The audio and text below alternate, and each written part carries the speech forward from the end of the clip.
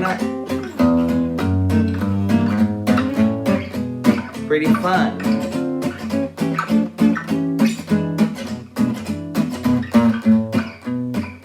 You know, go pretty fast if you want to.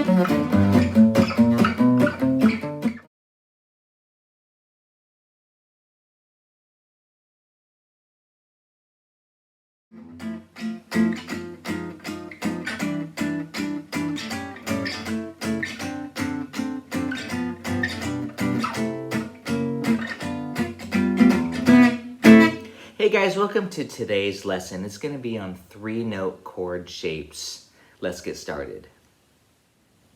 So when teaching jazz guitar, I often get my students learning their grip shapes, their 4-note voicings, the full 1, 3, 5, 7. So G major 7 would be this. G dominant 7 would be this. G minor 7, G minor 7 flat 5, and G dim 7. Those are your 5 types of 7th chords, and I do have a video for that. You just have to check it out. It's called 7th chord grip shapes, and I highly recommend learning those. But one thing that I find that's really practical is to learn 3-note shapes, and they're very similar to the 4-note shapes. Basically, the concept is omit the 5th degree. So let's go ahead and show you what they are. G major 7 would be this. 1, 7 in the 3rd. Because the 5th would be here. We're going to omit that. And that way we're just left with a 3-note shape, okay? Okay, that's G major 7. G dominant 7, you want to flat that 7. Okay. And this is all available on my PDF that you can get if you join my Patreon page, which I hope you consider. There's a lot of great stuff on there. G minor 7. Now for G minor 7 flat 5, since there's no 5th, it's the same shape. And then for G diminished 7, we basically want to flat that 7 to become a 6 or double flat 7. So those are your 5 shapes. Really they're 4 shapes because G minor 7 and G minor 7 flat 5 are the same. So let's go through that again. G major 7, G dominant 7, G minor 7, G minor 7 flat 5, that's where it's the same because there's no 5th, and then G dim 7. Okay. Now we're going to go through them on the 5th string shape, and let's do C. So we have C major 7. Now the shape's going to be this.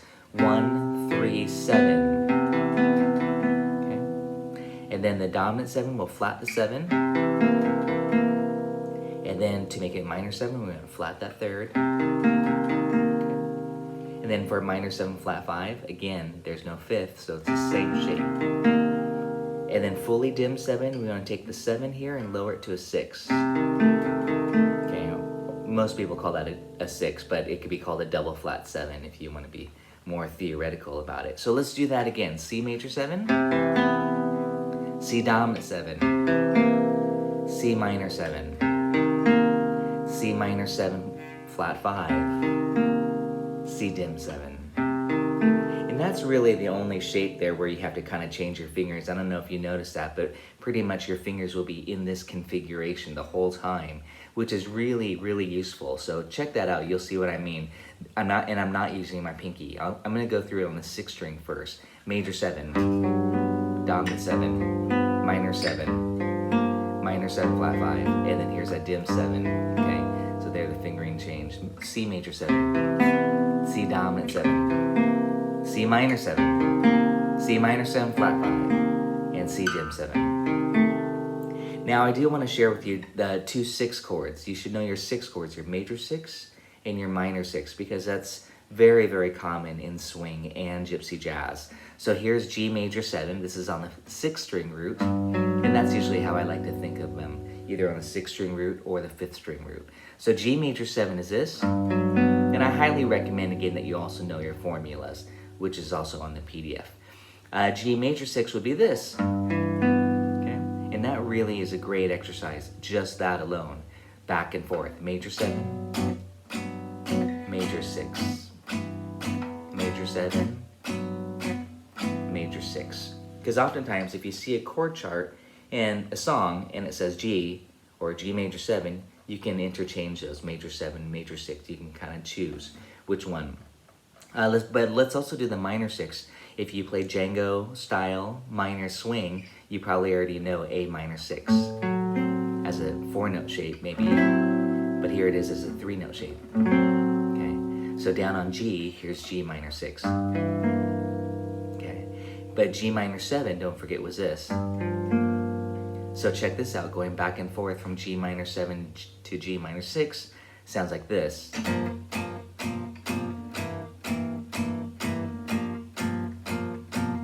Major 7 to major 6.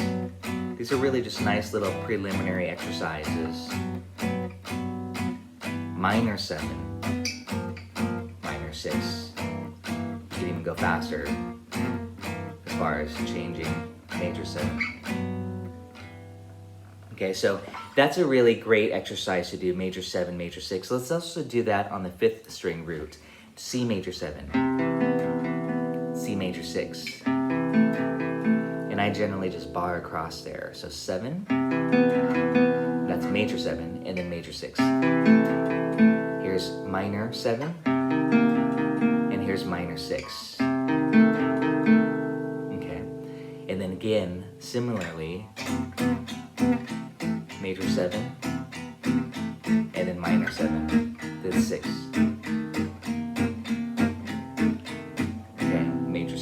These are great exercises. I want to show you one more exercise. I know I'm cruising through this, but all of these are notated on my PDF that I hope you consider joining. This is a great exercise. It's just called the Harmonized scale, but this is using 3-note shapes in particular. Kind of gets you going through the fretboard, up the fretboard, through the key. So let's say G major. Okay, key of G major, the first chord, the 1 chord is G major 7. The 2 chord is A minor 7. These are 3-note shapes again. B minor 7, good. C major 7, good. The 5 chord is dominant 7. See, so you have to make sure you get the appropriate shape. E minor 7, the 6. And F sharp minor 7 flat 5, well, it's going to be the same as that E minor 7 because it's just a 3-note shape. And then back to G major 7. Okay, so we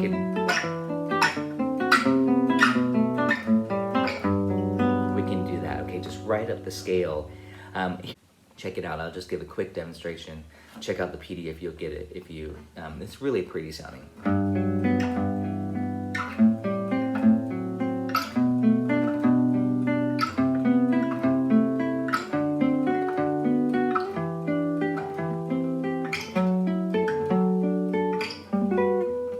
Isn't that nice? So again, I'm just demonstrating going up the chord scale with that 7 to 6 concept. Again, this is a great way to apply these shapes.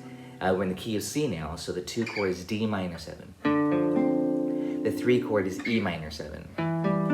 The 4 chord is F major 7. These are 3-note shapes again. G7, A minor 7, the 6. And yes, that B minor 7 flat 5 will look just like this shape. And then this, C major 7.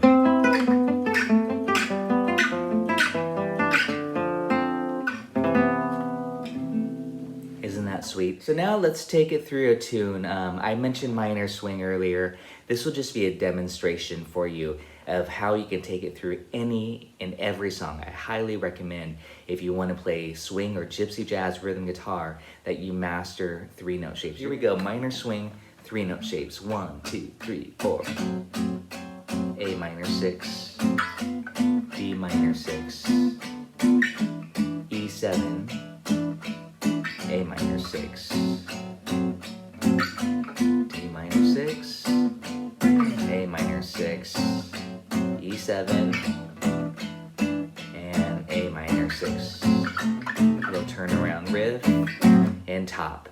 And I had mentioned some moving bass lines. That's super fun with 3-note shapes. It might sound like this. 1, 2, 3, 4.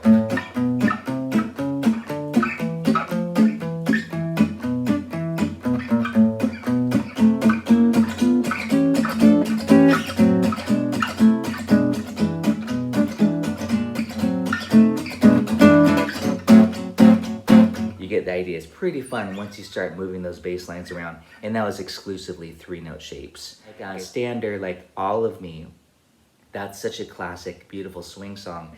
If you guys know the chords, again, I'll have the PDF available for you on my Patreon page. I'm plugging it here, but I hope you consider joining.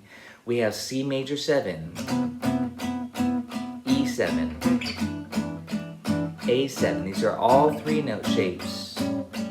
D minor 7, E7, A minor 7, or 6, C, your choice. D7, take my arms, never use them. G7, bass line, why not? Pretty fun.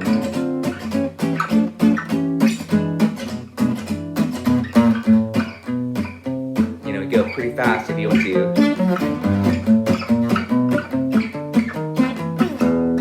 As you learn these different bass line, how to walk a bass line up. So anyways, that's just a quick demonstration on the importance and the power of 3-note shapes. Especially if you're just getting into gypsy jazz or swing guitar, learn and master these 3-note shapes. 4-note shapes are great, but I find that 3-note shapes are even better for playing rhythm guitar. Just watch some of your favorite players when they're comping and notice if they use 4-note bigger voicings, you know, or 3-note shapes, especially if they start moving around a lot more. So thanks for watching, guys. We'll see you guys next time. Appreciate it.